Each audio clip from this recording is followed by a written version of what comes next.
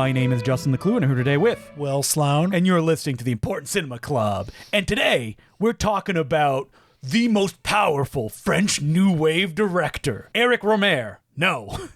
François Truffaut, no. Jean-Luc Godard, no. Claude Chabrol, no. It's the other guy, Jacques Rivette. I first heard about Jacques Rivette when I was in, I think, grade 11 or 12, because Cinematheque Ontario was doing a complete Jacques Rivette retrospective at the time. I'd never heard of him before. A complete retrospective? They used to do that. Oh, it was incredible. God, I miss the art gallery where they still have a cinema that sits unused. We should take it over. I know, we've said this many a times before. If you're listening, whoever owns that space, give it to us. We'll do a great job. We can guarantee you at least 3 people in the audience. Yeah, we'll guarantee you whatever you probably did before. Yeah. You don't need to make money. You don't need to make money. It's sitting empty right now. Yeah, just let us program it. Anyway, they used to print these beautiful brochures. Oh, I love them. I've bought them in used bookstores when I found them. With great writing and stuff. And I just remember reading in that the Jacques Rivette, it had words to the effect of one of the least commercial of the French New Wave. And there I am in grade 11 or 12 thinking, wow, that doesn't sound very commercial at all. The French New Wave. And so I remember going to see The Nun, La Religieuse, and it was a bit of a tough set. I'm not going to deny. It's 130 minutes long. It's a depressing story. I remember respecting the movie. You know, it's obviously a well-made movie, and sort of thinking, okay. And then I didn't return to him for a long time. I think Jacques Rivette is very attractive to young cinephiles when you learn about him. Maybe more when we were younger than now. Because back in the day, the whole mystique around him was that his movies are impossibly long. They don't get released. You can't really see them. Well, yeah, we grew up hearing from Jonathan Rosenbaum that he had this movie called Out One. Yes. Which was number 1, 14 hours long. Not a movie. Was made for a TV series. Well, it's ambiguous, isn't it? No, it's not. It was a commission for a TV series. Well, anyway, many people receive it as a movie. Yes. And that movie was unavailable until about 10 years ago. And now, is it still available? It's been released on Blu-ray everywhere. You can find it easily if you want to. But yes, The Nun, which was 130 minutes long, I think I was attracted to seeing that when I was young because that's on the lower end of his runtimes. Yes. But I also think The Nun was a poor representative sample of his work for me at that time. Yeah, because The Nun is the second feature film that he made, and it was him still trying to find his voice. But let's back up. You're probably wondering how Jacques Rivette got here. And let's go all the way back. Let's give a primer. People may be listening. They're like, who's the Jacques Rivette guy? What is the French New Wave, Will? Right. So Jacques Rivette, along with his friends Jean-Luc Godard, François Truffaut, Éric Rohmer, and Claude Chabrol, were a group of critics at the Cahiers du Cinéma who worked throughout the 1950s, going to see movies together, drunk with movie love, who dreamed of tilting at the windmills of bourgeois establishment film culture in France. It's so funny, especially Jacques Rivette being like, I hate those bourgeois filmmakers, and he made like the most bourgeois movies that you can. These like gigantic, long, self-indulgent, improvised movies later on in his career. Well, but I disagree. It's the opposite. What he was railing against were all the moneyed French filmmakers making stiff adaptations of like Anna Karenina again. And what's one of the things that's notable about Jacques Rivette is, of course, all these Cahiers critics spoke against the establishment French film industry for relying too much on the influence of literature and theater, you know, these staid older forms, rather than embracing cinema for its own sake. Wait a minute, relying too much on theater, eh? Let me look at Jacques Rivette's filmography. Wait a minute, 80% of it is about theater or the creative process in theater. That's right, but I think you will agree that Jacques Rivette's movies are cinematic in a way that is undefinable. It took you a while to get there. Sorry, folks. I'm gonna get on the. I'm gonna be. You're gonna get on this wavelengths. You're gonna not. I'm gonna be good on this episode soon. I promise. So Jacques Rivette, for me, I remember being obsessed with him when I read about Jonathan Rosenbaum writing about him and being like, I need to watch more of this filmmaker. I read books about him. I got into him, and I watched his movies. I remember being in college and going, I see what he's doing. I don't know if I like this at this particular point in my life. I've definitely had those moments with him. Yeah. I remember seeing Celine and Julie go boating, when I was in college. Mm-hmm. not understanding it at all, not getting it. It's so funny because watching it now, I'm like, it's so simple. Right. Like, it's so straightforward. Well, yeah. And a lot of that is, these movies, they are so sprawling. Yeah. They don't have, a typical ABC story. Now, if you watch it in college, you probably watch it on like the crummiest looking DVD, maybe taped off French television. Probably, yeah. But actually, I saw it in a theater. Oh, you did? And I think I probably went with a bit of a show me attitude. So kind of like, okay, this is one of the canon classics. Let's see it. And you go in, you're a big Godard head. You don't really like the other French New Wave guys. Like, Godard's your guy, right? I've never heard you talk about Claude Chabrol or Eric Rohmer in any kind of like, Really? I love their movies. So I do love their movies, but I guess Like, you're not a fan in a technical sense. You've also looked down at Truffaut sometimes when he's come up. well, I shouldn't because I actually love all those guys. Yeah. And I should say, François Truffaut, director of 400 Blows, and what we know him for, Fahrenheit 451, he was best friends with Jacques Rivette. And Jacques Rivette was the guy that, out of all these friends, who consumed the most movies. So just a little bit of backstory on Jacques Rivette, and then we'll get into the movies we watched.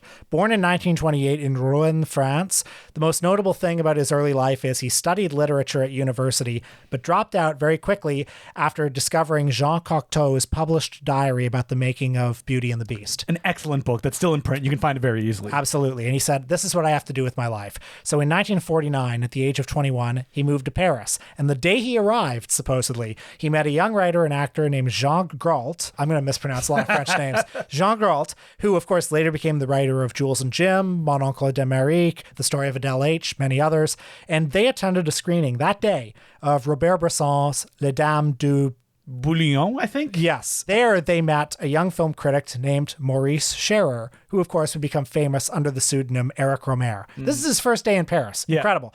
And in the months and years that followed, Rivette would frequent the Cinematheque and the Latin Quarter Cinema Club, where he would, of course, meet all the luminaries, Godard, Truffaut. And they were close-knit friends throughout the 50s. When they weren't seeing movies and writing for Cahiers du Cinema, they were helping out each other's 16mm shorts. And Rivette was one of the guys who popularized, like, we should take Howard Hawks, Hitchcock. They are important filmmakers, and we should, like, focus in on that before Cahiers du Cinema existed. And, it's important to remember Francois Truffaut's essay, A Certain Tendency in French Cinema, which is, the famous essay, the one that, like... Not a good essay. Reread it again. It's not good, but it was important at the time. Yes. It put the flag in the ground of saying all of these, the cinema du quality. Yeah, cinema du papa. Yeah. Cinema of dad, basically. Yeah. What we really need is a cinema that... feels immediate and is alive. Yeah, a cinema that speaks the language of cinema, like Alfred Hitchcock, for example. That's the essay that the auteur theory came out of. Which is funny because you watch some of those French films that were being made around that time. It's like, these are great. I love Purple Noon, Yeah, exactly. But hey. I understand they were young. They couldn't see a chance in their life of making movies unless maybe François Truffaut married a woman who had a rich dad who would fund the 400 Blows. Or maybe Eric Rohmer, who came from money, could help fund Jacques Rivette's first film, Paris Belongs to Us. Same as it ever was. Yeah. Now, Jacques Rivette is sometimes called the first of the French New Wave directors with an asterisk. Yes. Because Paris Belongs to Us started shooting in 1958. It was conceived in 57. It shot for 2 years, basically on and off whenever he could get the money. But he couldn't finish the movie. And by the time it came out, the 400 Blows and Breathless had already premiered. In fact, it was the advocacy of a newly hot Godard and Truffaut, raising the money for him that was able to complete this film. I had never read the anecdote that, like, Paris Belongs to Us, and I believe the 400 Blows were actually conceived because Roberto Rossellini said, I want to put money into French productions, and they wrote scripts and sent it to him, and then he went, I don't want to do this, and he, like, effed off somewhere, but they had conceived it with this kind of momentum, so they were able to go into it. Now, Paris Belongs to Us from 1960, I hadn't seen it before until this week, and in some ways, it is a perfect, like, first Rivette movie. Well, I think what I enjoy about it is it's a movie you would think that Rivette, who is drunk on Hollywood cinema, would make. Is that he's working within those modes, and out of all those French filmmakers who made first films, like, it's the most classical one in the way that, like, the vibe, the way the camera moves. But you can understand why it never got completed, because there's, like, not really a center to this movie. Right. It's an incredibly destabilizing movie. And it stylistically, in certain ways, it combines, there are things in it that you can recognize from Breathless, where it's like we're out in the streets, we're filming like real life as it happens. We're in the cafes and coffee shops and small apartment buildings of Paris. But Rivette, throughout his career, even though he deals with such an improv style creation process, he loves dollies, he loves framing. Even as cheap as it can start to look, he, out of all of the other filmmakers, except for maybe Truffaut, loves classical modes of cinema, and he's trying to apply them to the very kind of like loose structures that he would make his bread and butter. Well, in Breathless, Paris is very alive. There's so much activity. There's so much happening just in the background all the time. That's not the case with Paris Belongs to Us, where Paris is more uncanny and strange. Well, it's a very like almost like nihilistic film that from the get-go, where Breathless, it's, you know, oh my God, we're moving, we're young, we're jump cuts because the film can't keep up with the energy of these people on screen. Like the first major scene in Paris Belongs to Us is like, this party sucks. So the movie follows, and you were right to say it's uncentered, but the movie follows a student named Anne who hears a disturbance in the next room. She finds a woman who says that her brother Juan has been killed by strong, unexplainable, mysterious forces. And from there, we embark on a long, sprawling odyssey. Shortly after, you know, she goes to this party with her brother where she meets all of these kind of disaffected young creative types. There's an American writer who has been chased out of the country by McCarthyism. I love that these are all like disaffected young people. Paris belongs to them, and they all look like 55 years old.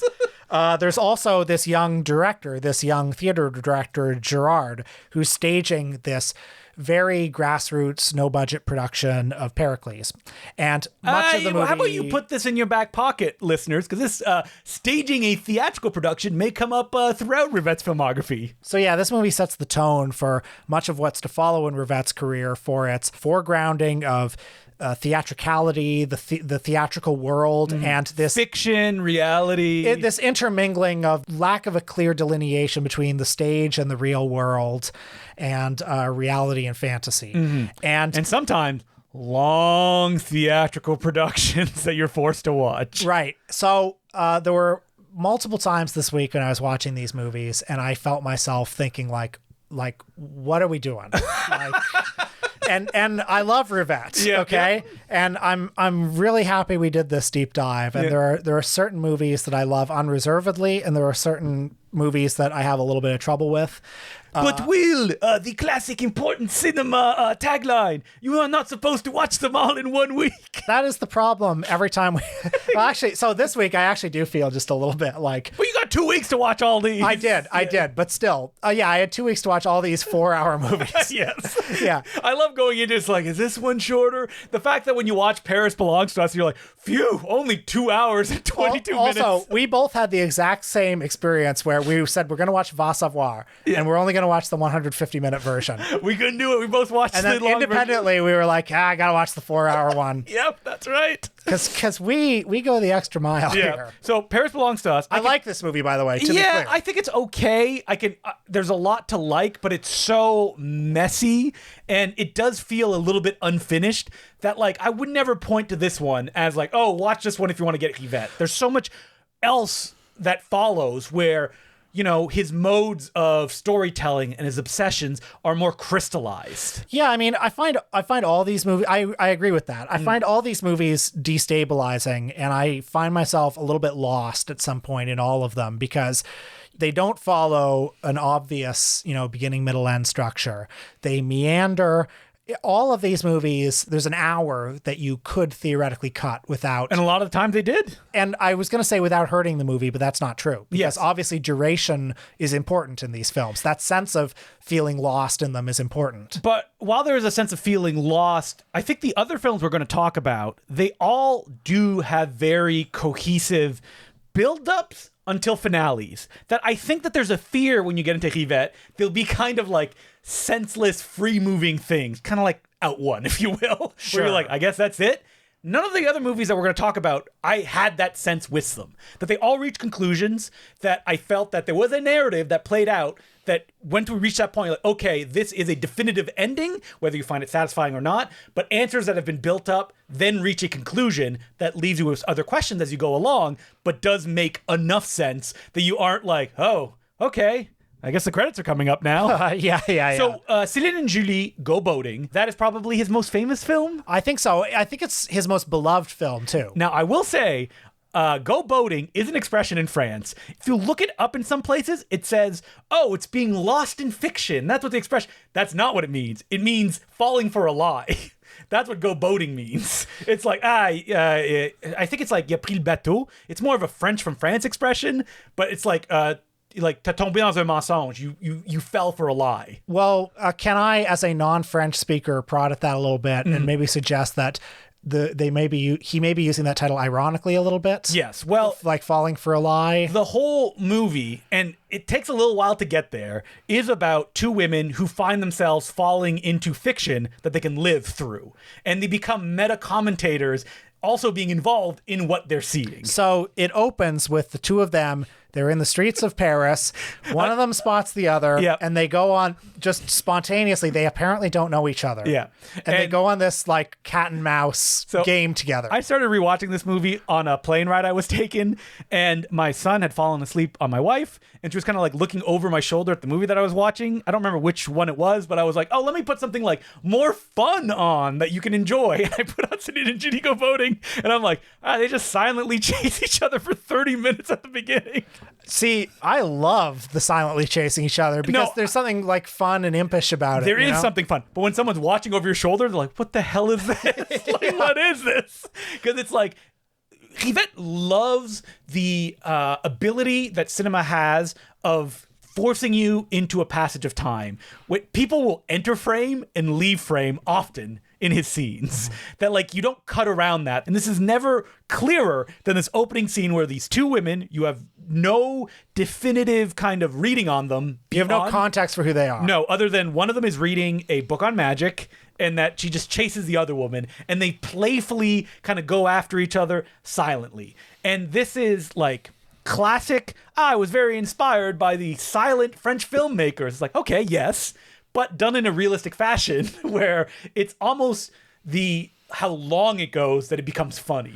And I also think this scene conveys something that I like in Rivette's movies, which is the sense that the whole world can be magic if you want it to be. Mm-hmm. Like, Le Pont du Nord is another movie like this. Duel is another movie like this, where it's, two characters in Paris, and it's just Paris. Sometimes it's very ugly parts of Paris, but as far as we're concerned, it's a magic space. Well, there's a sense of play in it, right? Like in Céline and Julie, there's a scene where they're at the library and they're playing off each other of who can kind of like be the most playful in the context that they're in. So Celine's a magician, Julie's a librarian. I don't think it's necessarily that important which one is which, though, because their identities, like they form a bond that is more powerful than either of them. So this friendship happened throughout some of the movies that we were watching that I'm like, did characters change roles, or do I just have French face blindness and these women look the same? And much of the first half of Céline and Julie Go Boating exists in more or less the real world. Mm-hmm. But then there comes a point when they go to this house. Yes, and when you go in the house, you find yourself at first seeing a very elliptical story of like flashes of something, and that you're involved, you're in the background, and then you get kicked out. And you have vague memories of what happened, and you also have a little piece of candy in your pocket. And the movie becomes this Russian nesting doll, basically. Wait, who wrote this? Alain Robbe-Grillière or something? Mm-hmm. Because what you have is they are aware of what happened, that they went to this house, they're in a story, and it becomes meta commentary on them wanting to figure out through these very kind of broken instances, what is the story that they're witnessing? Can they change it? Like, because they're playing roles in it? And there's almost an MST3K like, all right, come on, here we go. Oh, this part is boring.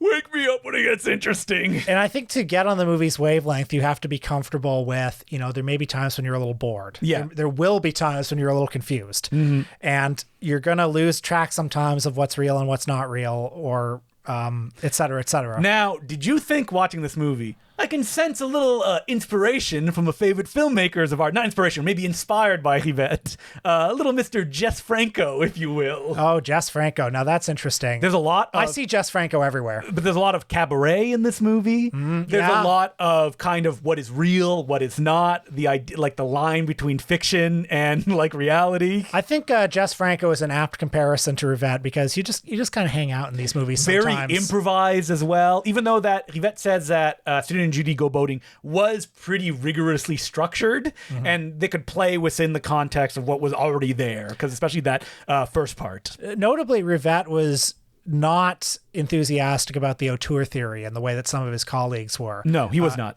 He very much prioritized or was interested in the collaborations of many people. And he lived that philosophy in his work. And he famously took over Quai du Cinema in the 60s in the era we would call the one you don't want to read. That's right. He turned it into the radical Marxist magazine. Where it's all about like semiotics. And do we talk about movies? Maybe not. Yeah, I mean, I love the that. idea of it. It's great. I don't want to read it though. Yeah. Like, have you ever read any articles from his period? Well, where it's like breaking down Alfred Hitchcock's The Birds over like 90 pages. I've got the book. Yep. And no, I collecting dust. don't read it that much. And about twice a year, I pick it off the shelf, and I have trouble reading it. Listen, Kaye I find hard to read just in general. Just the golden age. Well, here's stuff. the thing. A lot of the time, they're full of shit, what they're talking about. The thing about like Jean-Luc Godard's film criticism is he's got 20 lines that are brilliant. One of them that he stole from Luc Boulet.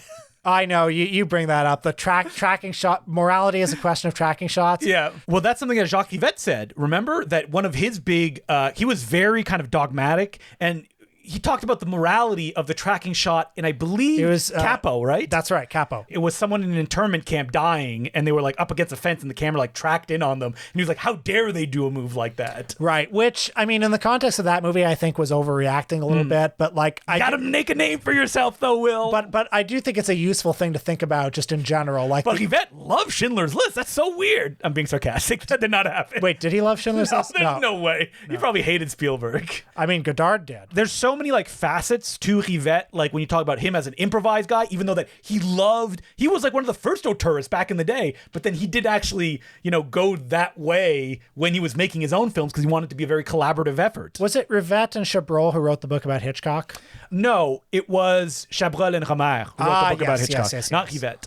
Rivette was a film critic for almost like 10, 15 years, so he was around for a long time. Well, Paris Belongs to Us was a financial failure when it was released in 1961. If you read reviews from the time, they're like, I don't know what this is. Like, and good attempt. And the thing is, the reviews are still like that, but because we've seen everything he's done since then, it's easier. I think it's easier to kind of see what's good about it because you can filter it through the lens of, all of Rivette's preoccupations and innovations. But after Celine and Julie Go Boating, he kind of hooked onto this like more playful improv cinema, and he wanted to make like a sequence of films that included Noiro and Duel, and then he was shooting one with Albert Finney that like he had a mental breakdown that he didn't complete it. He only shot a couple days on it. I watched Duel over the Christmas holidays, and I don't have anything intelligent to say about it. I don't have anything intelligent to say this whole episode. Who directed this? Raoul Ruiz? Very much in that mode. But I definitely had the feeling of like for the first 2 hours being very exasperated by it, and then for the last 15 minutes being like, okay, this is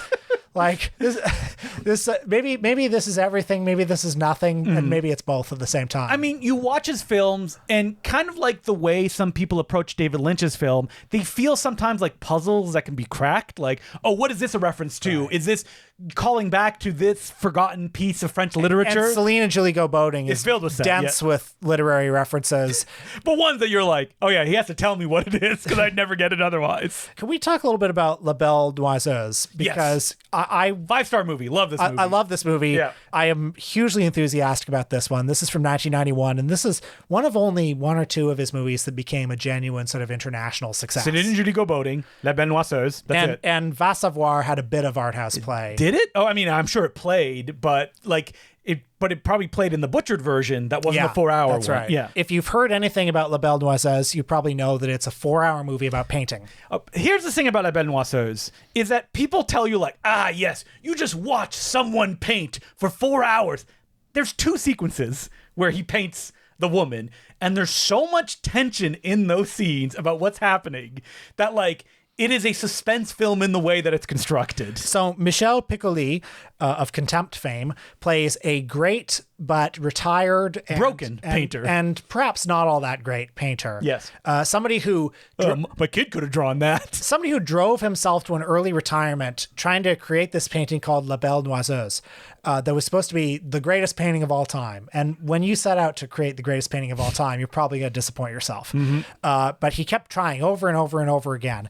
And he's living with a woman, his, I guess, partner / former muse, played by Jane Birkin, who used to pose for him, but there's an implication that she sort of aged out of his interest and his affections.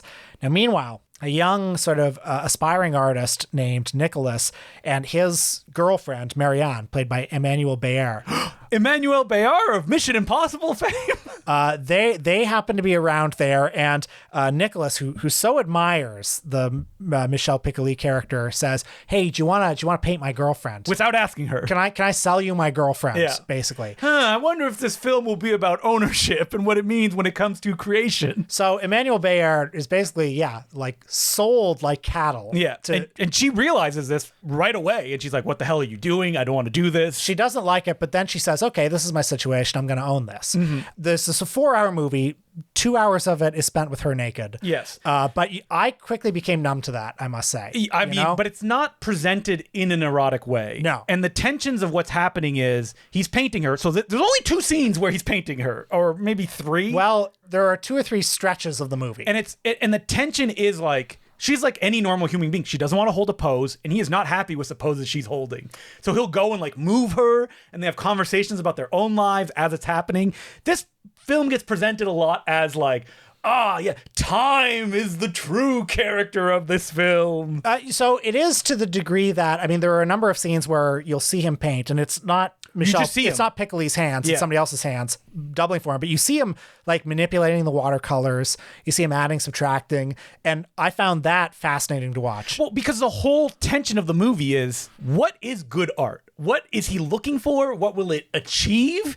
And like, why can't he get there? And I think that's such a fascinating thing that the film wrestles with in really interesting ways. And what does it mean to create that good art, and who will it hurt for you to get there? Exactly. And like, who is ultimately at fault if the art is not good enough? Like, is it his own expectations? Is it his own lack of ability? Is it like he thinks it's somehow her for a lot of the runtime? That he's not giving her what he needs. This like she's not giving him. She's not giving him. Yeah. And something I loved about the movie too is that the art of painting in this movie is done so quickly that like he does a million canvases throughout the film. It's not about, when a lot of people, they think of art, especially painting, it's about the technical efficiency or complexity of what you're doing. And this film is like, that's not what it's about. Like he's trying to capture something that's intangible, but he knows he doesn't have it. And that's what's kind of like driving him mad throughout. I mean, what's crazy is what he's trying to achieve is unachievable. No, he can't. It's a perfection that he cannot get. And I love the tension of like, if he does this painting, that will be the greatest thing ever. He's just going to sell it to some hack. They already made the deal that it's going to be this guy that's going to get it. Skip ahead 2 minutes because I'm going to spoil the ending of the movie. Oh, love this ending of the movie. I think this is so important. Okay, skip ahead right now. He finally unveils the painting that he's been spending the whole 4 hours of the movie making. He's saying, and he shows the painting, and it's fine. But that painting that he reveals at the end of the movie is not the true one he's been working on this whole time. That's right. It's one that was so powerful that it kind of like injured the woman that he was painting. That she's like, is this going to redefine who I think of myself? Like what my life is? And it makes so much, like, even if you don't like painting, you understand, oh, art can do this. And you don't see the painting in the movie that he does, the one that he's been working on so long. So at the end, when he finally reveals the painting he's going to do to the world that he did very quickly as a mock-up, even the people are like, is this good? Is it not? Yeah. I don't know. Yeah. And like, the boyfriend comes over to him and is like, you're a coward of what you want to do. But he doesn't understand the lengths Piccoli's artist character is willing to go to. And like, at the end of the day, La Belle Noiseuse kind of has a happy ending where he's willing to make these sacrifices and put it away to continue living a maybe not artistically fulfilled, but one that's not completely destructive life. That's right. And, you know, the relationship between Emmanuel Bayart and the boyfriend is also interesting because, like, he was using her as a pawn to get in the good graces of this artist, but then he realizes, like, well, this is my property I'm lending away. And I mean, you know? speaking of happy endings, the film ends with her being like, yeah, we're broken up, basically. Yeah. Like, where I know what you're using me for and it's not worth it. And none of this is, well, some of it's stated in dialogue, but, like, again, the movie doesn't hold your hand. Yeah. Much of it's implied. I think that even as a film that they've said they improvised it as it went along. They had the structure of a Balzac short story, but they were kind of figuring it out as they went along, and it just dovetails so nicely with itself. I mean, for films that are improvised, these films are also brutally edited in that, like, you can tell the moments that are captured are the ones that they want. The 2-hour version of La Belle Noiseuse is actually alternate takes from the movie. Wow. So it's kind of like a different movie as well. I haven't seen that one. I'd be interested in checking it out, but if you're going to watch it, you're going to watch a 4-hour version. But when it comes to, like, just art, what does it mean to create? What does it mean of art can do? What does it mean to be the subject of art that is being created based on you? This film has so much meat that it's kind of like chewing on, and I feel that it gets to something that is not only satisfying, but also very thought-provoking of these characters that have been built up throughout the picture. Also, this movie just zipped by for me. Yeah, like, I don't think it's not boring. It feels it's 4 hours long, and, like, duration is part of it, but, like, I don't know, I found it immensely enjoyable. Well, because there is that tension of the artist and the subject of what is happening between them. There's also, you're leaning in because you want to see that art created. What is that Orson Welles documentary? F for Fake. F for Fake, where he's watching, like, the art forger do his thing. Like, there's something kind of, like, fascinating to see that happen, and that, like, the movie captures that artistic process perfectly in a way that in most movies is usually just excluded into the realm of the montage. Have you ever seen, this is a bit of a digression, but have you ever seen the movie The Mystery of Picasso? Yes, that's the one I was thinking of. Yeah, by Clouseau. Yeah, I was thinking of the Orson Welles one, but I was thinking of Mystery of Picasso. Yeah, where it's like you're seeing the thesis of that movie was, well, we've got Picasso here. It's like, who is this dum-dum who's just making this art? and we're gonna follow Picasso as he paints 30 canvases, and you're gonna watch him work, and we'll see if we can get anything out of that. Yeah. And you don't really. But what's interesting is it ends with this montage of, like, Picasso, like, paints a painting, then he adds to it, then he adds more to it, then he adds more to it. And you want to be like, you got it. What are you doing? You got it. Stop. Yeah. But then it's like, oh, everything he adds keeps being good. You know? La Belle Noiseuse hit, and I guess he kind of got not a blank check, but for the rest of his life, he made movies fairly regularly. Va Savoir from 2001. I mean, I remember seeing ads for this one in the newspaper. You do? Yeah. Oh, it's because it had the picture of her. Like, coming out. That's like classic art house. Like, that was like a movie that played at an art house. Yes, that's exactly what I thought when I was like 12 years old or whatever. I need to feel like an adult and see this. I didn't know who Jacques Rivette was, but I looked at that and I said, that looks like an art house movie. Yeah. This movie, again, you can watch it in the 150-minute version, but the full 4-hour version has recently been restored and is available. I think Radiance put it out on Blu-ray. I wanted to watch the full one because it's like, look, you know, if I'm going to sit down and watch this. Yeah, let's do it. And I would say it probably, so I like this movie. Yeah. I love how you start. Yeah. I like it. Don't listen to the words I'm about to say. No. I do like this movie. It took me a long time to get on its wavelength. Do you know? And I still don't quite know why I liked it. Do you know how much of a soldier of cinema I am? Is that I turned off the subtitles because I can understand French. Ooh. But that means the Italian parts of it, which is a huge chunk of it, no idea what was going on.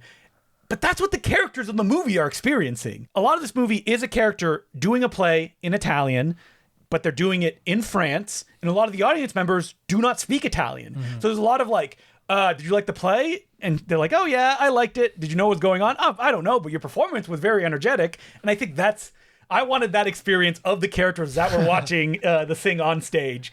It's fun because you kind of lean in because you're like, I don't know what's going on. And in reality, if you have subtitles for those parts there's a lot of parts that are just a play, you don't really know what's going on because it's shown very elliptically throughout the picture. Yeah, I mean, So I get what he's doing with the play within a play. It's like they're staging this Pirandello play, and it's supposed to sort of parallel the actions off stage. Mm-hmm. I personally don't feel like I got a whole lot out of it. No. I could have easily cut all that stuff out and it wouldn't have made a huge difference to me, but I'm sure there are Rivette fans listening who are going to be like, How dare you? Don't you see? That is the structural it's backbone. so important. And to that I say, okay, I agree with you. Fine. Well, leave me alone. At the center of this movie, it's just like a romantic comedy. Well, that like a Gary Marshall would direct. That's what took me 2.5 hours to kind of figure out. Oh, yeah. Because 5 minutes in, I'm like, I'm locked in. I get this. Well, because, it's... I do not need to read French subtitles. It's photographed very handsomely. It's cast with all of these French actors with a lot of gravitas. And it moves at a very languid pace. Yes. Which are all things that don't feel like a Gary Marshall movie. But anyway, I'll just break down the basics of the plot. You've got Camille, played by Jean Balibert, who's great. She's a stage actress. She's been in Italy for many years, but she comes back to Paris to act in a play being directed by her husband, Ugo, played by Sergio Castellitto. Is it her husband or just her partner? Oh, maybe it's her partner. Yeah. But they're in a relationship. Yeah. And she's scared of coming back to Paris because she has an ex that lives there, who I just got to say, huge loser. Get rid of this guy. I agree, but she still has feelings for him. Yeah. So, bald Dan Castellana looking guy. That's right.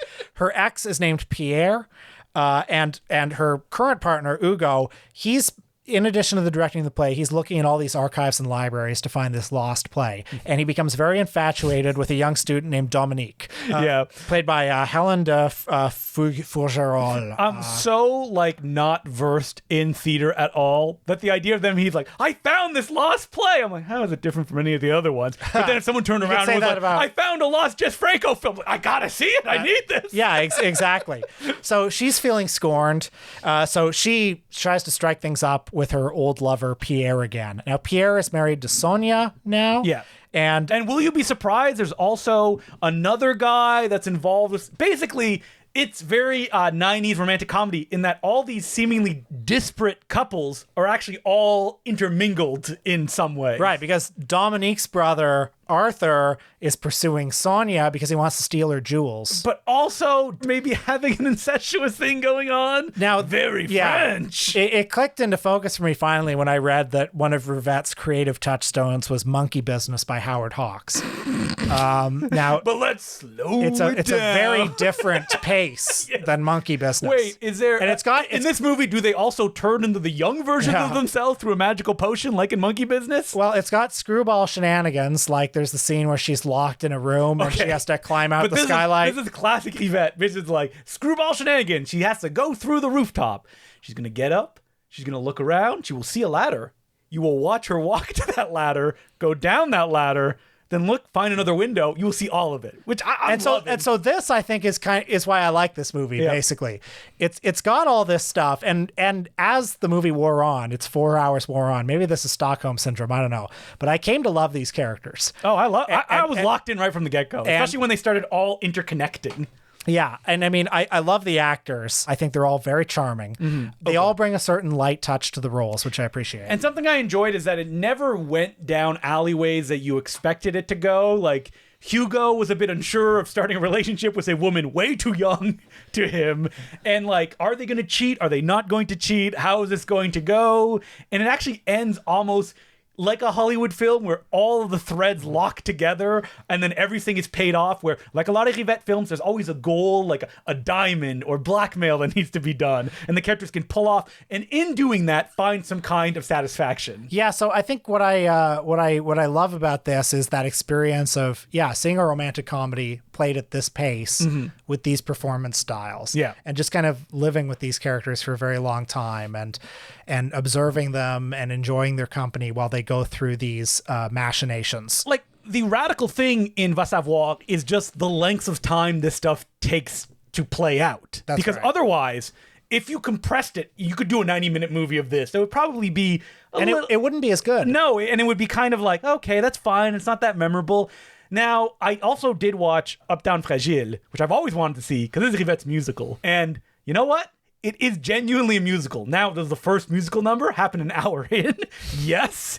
Is it very sloppy in the way that it's done and none of the musical numbers are memorable? Yes, as well. But you can tell in Up, Down, Fragile, it's very Va Savoir-ish, which is like a bunch of different threads, characters that are interlocking. This is the one that I'm like, is that the same character? Did they switch roles? Like all these French women with like brown hair look exactly the same. And I like him working in this mode. And it's all about lengths, and that's what makes it interesting. And that, like, in an hour in, that a musical number happens is almost a joke, where the characters are talking to each other, the banter gets faster and faster, and then suddenly they start singing. And it's all, like, duets, where it's, like, two characters, and they'll often be in public places doing their numbers. Delightful. If you like Va Savoir, I would also recommend Up, Down, Fragile, the one that everyone considers the bad Rivette. Have you ever heard of Merry Go Round? Well, just by the title. Now, I almost recommended Merry Go Round because it would be of interest to Will, because it's mostly shot in English. And it was done not because Rivette really wanted to do it, but because the lead of it, Maria Schneider, wanted to make the movie with him. And the other lead is Andy Warhol's favorite, or is it Paul Morrissey? Joe D'Alessandro stars in it. Oh my goodness. Well, now I need to see this. I know, that's what. Yeah. And this is one that Rivette has said, it's my worst film. And I wanted to watch it to be like, what works in the other Rivette films, why not this one? Because it's a very like elliptical structure again. It's about two characters that are looking for someone else. There's a bank robbery. There's complexities going on. But what's missing from it is the sense of play that you get in all of his films, whether it be Céline and Julie Go Boating, or Va Savoir, or even Paris Belongs to Us. This one is just kind of like flat, almost affectless, supposedly because one of the stars did not want to participate in the games that Rivette wanted to do, so he kind of like crawled through it. At one point, there's like dream sequences that keep interrupting the film that seems like parodies of like an art film, where it'll cut to Joe being chased by dogs, and it's like, this is a metaphorical representation of what's happening, but the woman in it is not played by Maria Schneider, and it's like, oh, okay, so something happened where they weren't able to shoot it in the way that they wanted. So Merry Go Round is, again, more of a curiosity than it is something that I would recommend, but supposedly it was because Maria Schneider was like, I want to make a film with Rivette and Joe D'Alessandro. Like, she requested both of them. My goodness. I just want to say you were insane for watching even more Rivette than we had. Like, I don't know how you found the time, but I appreciate that you did. Listen, all I did was have to go to Newfoundland. And so I was on a plane and I had to take care of my son, but I still had time. And your son doesn't even talk. No, so... well, he goes a lot right now. Now, was I tempted as well by like some of his later films, or his adaptation of Wuthering Heights, where he only did the first part? I was. There's only so much time in the day. Yeah. I really wanted to watch The Duchess of Langeais, also called Ne touchez pas la hache, which is only a mere 133 minutes. And I did watch the first 30 minutes and I was like, wow, he's playing this one straight. Like, it's actually a like adaptation of a novel and not like a big experimental thing. I also, the next time I watch Rivette, I'd like to watch L'amour fou, which is where he found that kind of improv style that he made, you know, part of his lexicon for most of his career. There's a new restoration of that movie out now. 252 minutes, though. What I would tell people is, watch La Belle Noiseuse. I think that's the one that I would point to first. Absolutely. I find even Céline and Julie Go Boating, people can bounce off of it. Céline and Julie, like, if you like it, you'll probably love it. Yes. But La Belle Noiseuse, I think anybody could love. Mm-hmm. So are we lifting up Jacques Rivette now above all those other hacks like Godard, Truffaut?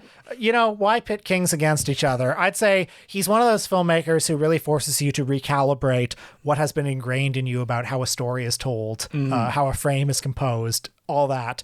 If you can meet that challenge, I think you'll find that much that is fun and playful in his films. So, as per usual, you can send us letters at importantcinemaclubpodcast@gmail.com. Now, we got so many messages about this. Just an off-the-cuff thing that we said a couple episodes ago. I hate when that happens. It's Fred Shepsey. How dare you? Oh, okay.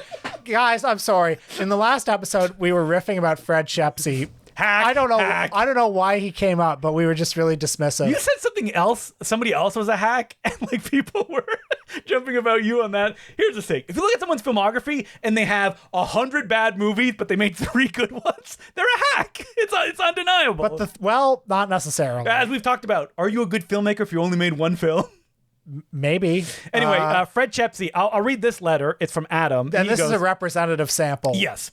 Thought you take a dump on the career of Fred Shepsey, did you? Well, okay, fair enough. From the look of his output on Letterboxd. Wow, the Shepsey bros are in shambles. It would be fair to mistake him as nothing but a middling journeyman director, but I noticed in your scathing indictment of his filmography, you skipped over his third and fourth most popular films, which are the key to unlocking the story. Those films are A Cry in the Dark, known in its native Australia as Evil Angels, and better known to the world as Meryl Streep's Dingo Ate My Baby movie. Oh, of course, yes. And The Chant of Jimmy Blacksmith, which was one of the first films of the Australian New Wave to deal directly with a First Nation story. Okay, so this was a recurring theme in the letters we got. Yeah. Everyone was always saying the stuff he made in Australia is actually really good. Yeah, but and then what about the rest of the Then story? he went to Hollywood and he made Mr. Baseball, and he made the movie where Walter Matthau is Albert Einstein.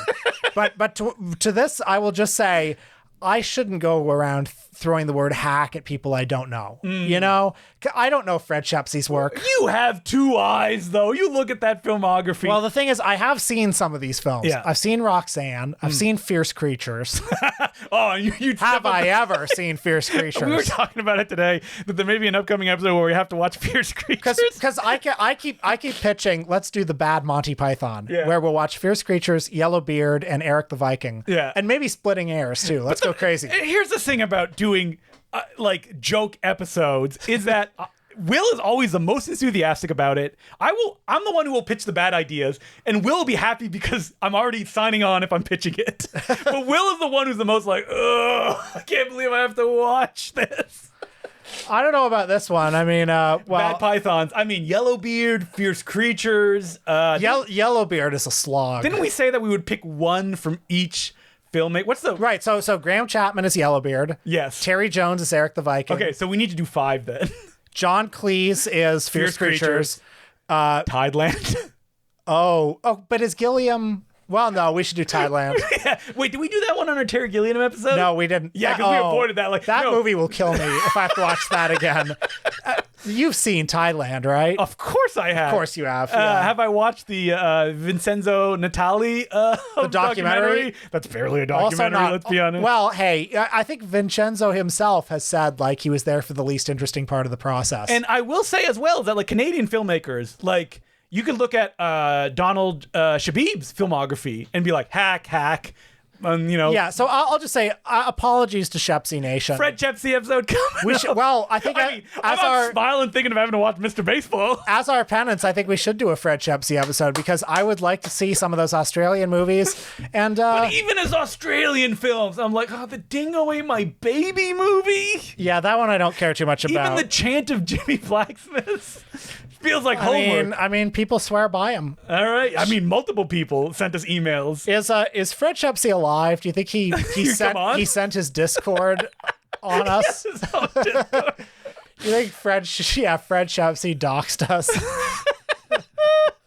Wait, I'm looking here at his other. Oh yeah, because I was very impressed at it seems like he has movies that don't exist, like The Russia House, the Sean Connery film. Yeah. Is it Michael Caine? Oh no, it's something else. Libido. Oh, that's an anthology film, a classic 70s anthology film that he had something to do with. What's it? Runs in the Family. That seems familiar. I don't know. These all Michael look good. Douglas, Kirk Douglas. Yes, please.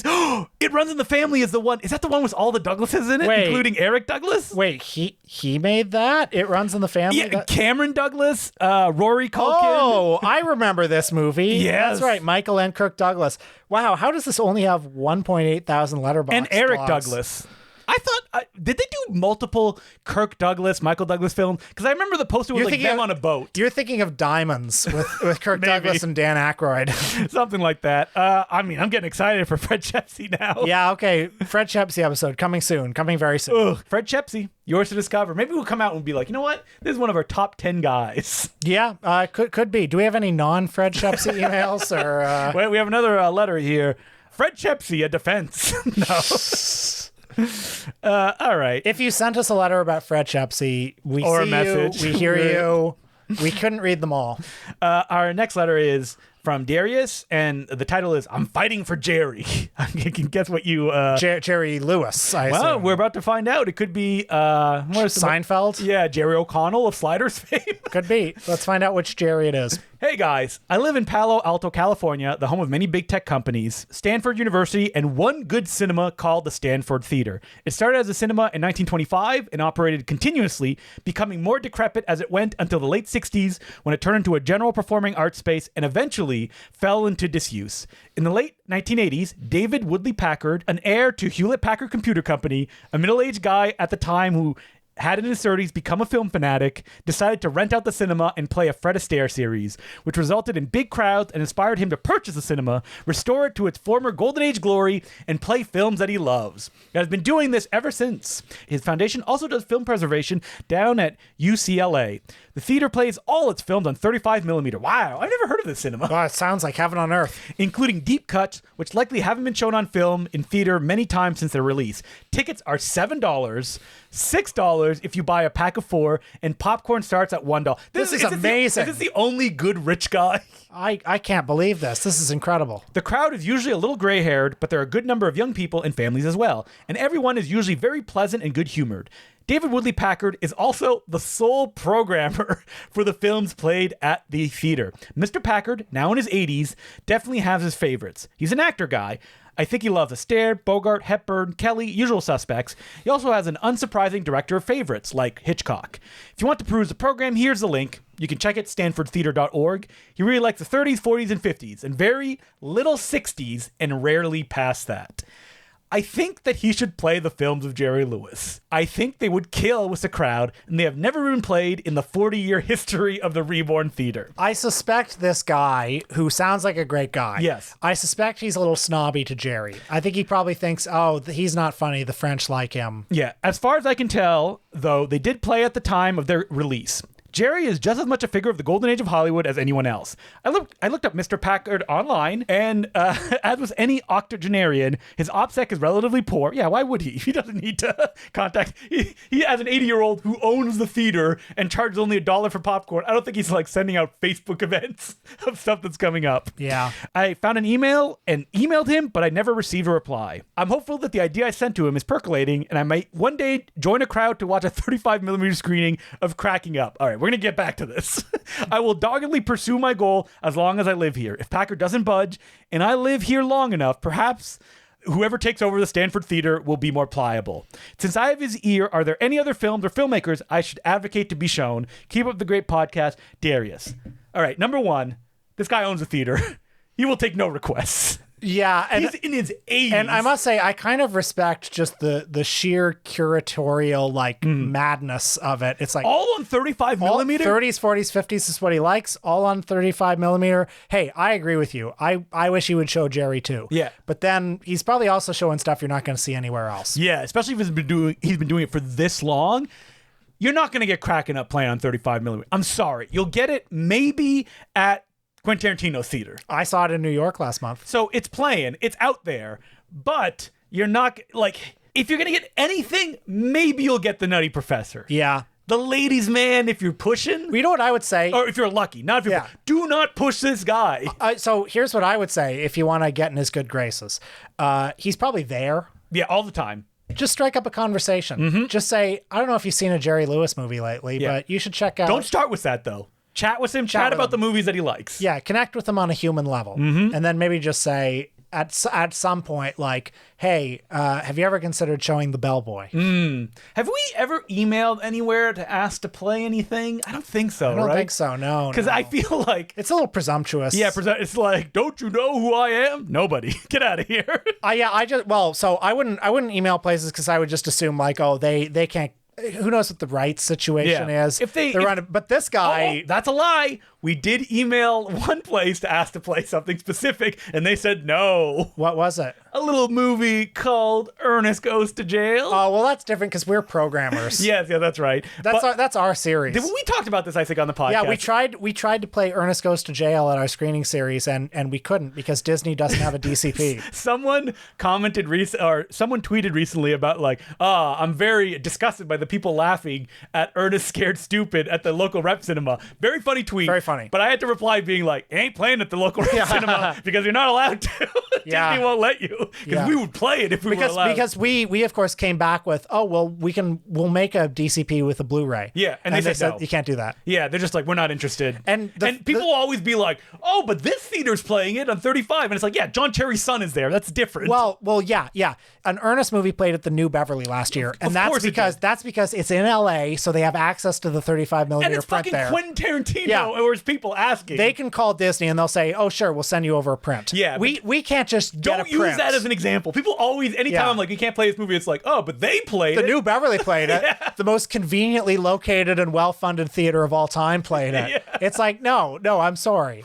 Yeah, where local theater in Toronto asking to play it, they're gonna be like, no, we don't have to deal with it. Or they're like, or do you want to pay $2,000 to ship a print? Yeah. Oh, is that what they said? Did they say? No, but I'm just assuming. I don't even think they would send us a print if we want. Even though that, that theater that we play in does have an old 35 millimeter projector that they've told us we just haven't used it in that long. Like, we'd have to get it tuned up and like. Should we invest? Yeah. Should we? How much does it cost to get tuned up?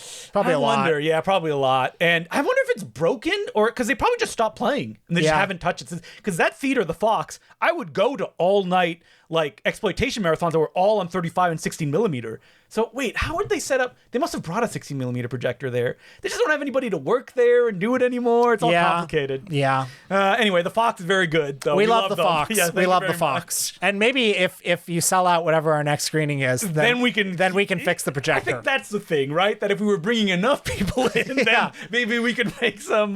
Hey, can we ask for more, please? Yeah. As opposed to them being like, no. Yeah. We're already giving you enough as it is. But yeah, don't press them. Like, it's his thing. It's clearly his passion project.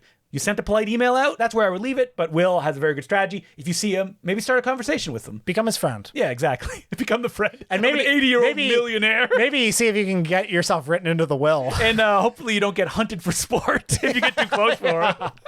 And I like how he said, whoever takes it over, I got bad news for you, buddy. That's turning into condo the second that guy kicks the bucket. So. Well, unless you, dear listener, get yourself in the will. Yeah. Oh, I know another movie lover. Everybody else I know is dead. Yeah. And all these other people that come are closer to my age. Where are the youngins that can do this? So we've just mapped out the next 60 years of your life. Yeah, exactly. That's the long con of how you can get to own the cinema, and then you'll grow jaded running it because no one comes to the wild stuff that you play, and you'll end up just becoming a third-run cinema of whatever the new Jason Statham movie is. And then within 2 years, it'll be bought and turned into a rock climbing gym. I mean, we love the Fox. They rule. But it's so funny that like we play rare stuff you can't see anywhere else, and they play like some documentary that's been there for 6 months, triple our audience. I mean, so that's the case. Like right after us. That's the case at rep screenings since time immemorial. Yeah. The old gray hair. We do fine. We do fine. We've been making profit. We've made money. We've made money. So thank you very much for everybody that comes to it because it allows us to keep doing it. This week on our Patreon, we're doing what we've been watching. That's right. What we've been watching. Double, I believe. Yeah, we're catching up. What we've been watching, and we're paying tribute to the late, great Joe Don Baker. A little Joe Don Baker revisited. We're going through his career. We're talking about his legacy. We give a Joe Don Baker starter pack if people want to really understand him. That's right. So very fun with that. And also the classic what we've been watching that we do every month. And next week, we haven't been there in a while. It's time to return to Japan. That's right. We are talking about V Cinema. What is V Cinema? There is multiple different versions of it that each company tried to make their own. Essentially what it meant was these are films that are shot on film that are released, well, most of them, released directly to video. And so they're like direct-to-video movies. And it was a kind of huge thing that happened in Japan. And most of them are only an hour long. Just an hour long. So they're creating their own rules in that sense. And this was huge in the 90s. And a lot of filmmakers, basically, they were said, like, this is your budget. Do whatever you want. Go out there. If you want to experiment within the context of it, go for it. And filmmakers like Kiyoshi Kurosawa, Takeshi Miike, they made their bones making these types of movies before they were able to move on to more art house or commercial fare, if you will. This is a kind of cinema that was very poorly represented when it comes to Blu-ray releases or DVD for a long time. I mean, I'd never even heard about the phenomena of J Cinema. Or V Cinema, sorry. You had never heard of it before? No, not really. Wow, okay. Yeah. This is something I think Takashi Miike or Kurosawa. I guess I knew it through Takashi Miike. But there is a new box set that just came out from Arrow Video, and I will tell you, it really shows how watch these box sets are, is that the majority of these movies have like sub 100 logs on Letterboxd. They're like, if people buy it, they're like, oh, sweet. Put it on the shelf and then don't touch it.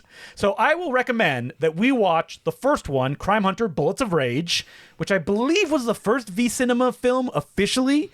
And that, do you want to watch a female Prisoner Scorpion movie, Death Threat? Sounds good. Do you know the female Prison Scorpion series? Yeah, I've got a Mondo Macabro DVD of one of them that I haven't watched yet. And why don't we also watch, I mean, this seems up Will Alley, XX Beautiful Hunter. Sounds good. It has its own... Not 3 X's? Nope, only 2 X's. Okay. 3 X's is a fictional rating, Will. It doesn't really exist. Even though Cracked Magazine and its parodies of 7 X's would lead me astray as a small child. So that's what we're doing. We're going to be jumping into V Cinema, which probably means I'll be reading a lot of Tom Mess for next week, because he's basically the main guy who wrote about it in English, and I'm excited to dive in. Also, hey, if anyone's in Japan out there and wants to screen Impossible Horror and give me a reason to come over, yeah, you should do that, even if it's in the back of a video store or something like that. Would love to have Justin, a reason. come into this van. Yeah, Who knows what could happen to you? Not that, but mostly in Tokyo. You wake up completely nude. and I'm in my own film. Guinea Pig 15. Your liver has been stolen. Yep. One of your lungs is gone. So that's what we're doing next week. And until then, my name's Justin Decloux. I'm Will Sloan. Thanks for listening. As per usual, I would like to thank some of our new patrons, who include Rin, Jonathan Rose, Tyler Klein, Damien, Maka Nitipisanon, Bridget M, Dag Mask, Oliver Crane, Max, Adele Sutu, Joshua Tarchala, Justin, Stamenko C, Kyle Samuel, Nelson Rose, Joseph Trochinsky, Zachary P. Way, Matt McKenzie, Hayden, Carlos Cuba, Michael Da Silva, Ekendel, Michael Murphy, Enzo Valente, Disco Infernum, Kyle Starlinger, Caro Von Braun, Colin Breen, Dana Spaltor, Poochie D, Sam Grass, David Johnson, and Liam McDowell. Thank you very much for all becoming patrons. We could not keep doing this without you. It's time to squeeze money out of the listener. This is the thing about Justin. He's too honest. Yeah. He doesn't lie. I was going to start this by just saying, why don't we go on a walk down memory lane of our favorite Patreon episodes? Do you think you want to sell subs? Yeah, I want to sell subscriptions to Patreon, because I feel like we have a lot of listeners. They listen to the podcast, and when it ends, they're like, I've had enough. I don't need any more. Like, I'll get it next week.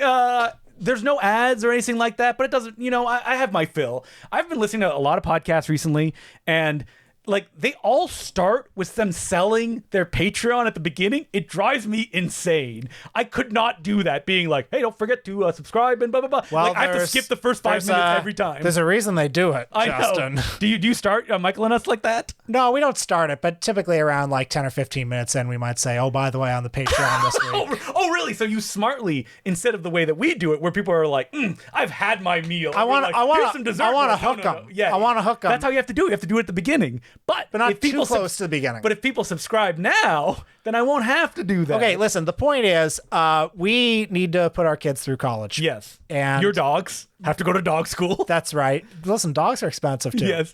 There may be a Canada Post strike coming up, which is not going to help Golden Ninja Video anytime soon. Yeah. So anyway, we're just going to go down memory lane and talk about some of our favorite Patreon episodes. Yes, because I feel like it's very easy to just put Patreon episodes behind your mind, unless you're like scrolling through.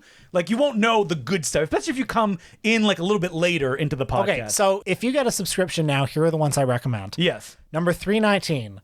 Live report, Jay Leno at the Windsor Coliseum. I think that's one of the best episodes that we've ever done. This may be my favorite episode of the podcast just ever. Yes. Even as when I pitch it to Will, he's like, that's very tangentially rated to movies. It has very little to do with movies, except we had just seen Jay Leno's movie Collision Course for this podcast. Well, I believe what I said is, wouldn't it be funny if Jay Leno did stand up and we went and saw it? And then like months later, you were like, Jay Leno's coming. Yeah. So Justin and I drove down to the casino in Windsor, Ontario, and we saw Jay Leno and Arsenio Hall, for that matter, do stand up, and we reported on it. And I think we both had a delightful time. Great time. Yeah, like, non-ironically laughing at, some ironic laughter. I'm not, like, Jay Leno is not fully beating the hack allegations. Well, he's a huge hack, but what a polished hack. I mean, he's really funny at times, and he's just such a professional, and we just had a great time going to see him and talking about it.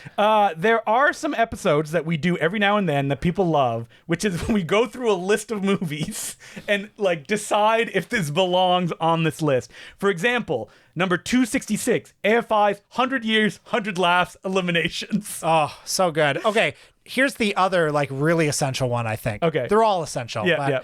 Gun to my head, which one have you got to listen to? Which one do I most enjoy? Number 376, The Ernest Marathon. Oh, is that still up there? Yes. Yeah, because for a long time we deleted it. Yes, and I recently put it back up. Oh, that episode is really funny. So here's what's important you need to remember. In 2021, during the pandemic, we got together in an outdoor screening space. We watched all the direct-to-video Ernest movies in a row, and we talked about them, and you can hear us going mad, and then we ranked them. And then we brought it back several years later, and then we re-ranked them to give you the definitive list of all the Ernest movies, best to worst. I was laughing so hard editing that episode, and that one is pretty recent. A lot of these you forget until I'm looking through it again. The Kilroy Was Here episode, which is, it was at the time a hard to see Kevin Smith movie. I feel like it's out there now, very easy to see. Boy, maybe one of the worst films we've ever done for this podcast. So our film festival coverage is second to none. Mm-hmm. We go to the Toronto Film Festival every year. Yeah, we see the new hot movies. You can see that on the main feed. But on the Patreon, we talk about the things that matter. Like 308, we talked about Sylvester Stallone's painting exhibit at the... Should we do a whole Patreon of at the Toronto Film Festival? Like, the Toronto Film Festival was playing the Stallone Netflix documentary, and I guess as part of the deal, Stallone got his own exhibit. Yeah, so we just went to the exhibit and recorded it right after, like, outside of the room. Just high on a love of art. A great companion to us talking about La Belle Noiseuse. Yep. And then immediately after 309, we talk about seeing Andy Lau in person. Oh, yeah. What an event that was. You and me, the only two white people there. Yep. Pretty much. Only there thanks to a friend who got us tickets. And it was awesome to see Andy Lau, like, with all the Hong Kong expatriates who love him. And so, like, this is what gets, if you become a Patreon subscriber, not only do you get all these episodes, but what if we had more Jay Leno-esque trips in our future?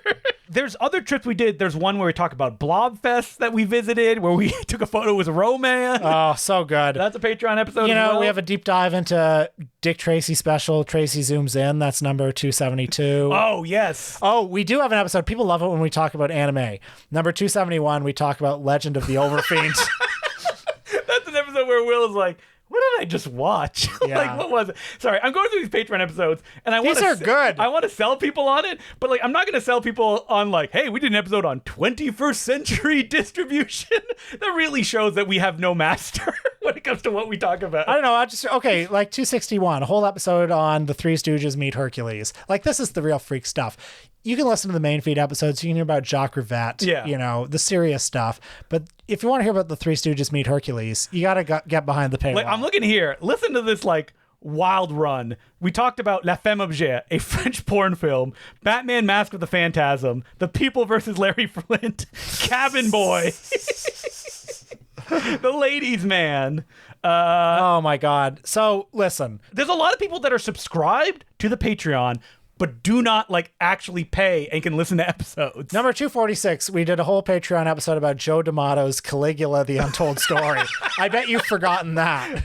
There is so much here that I'm like, I watched OJ Made in America. We talked about it for 20 minutes, so I guess we did. I should get a subscription because I don't remember any of these conversations. So listen, patreon.com/The Important Cinema Club. Yeah, please subscribe. It makes a big difference.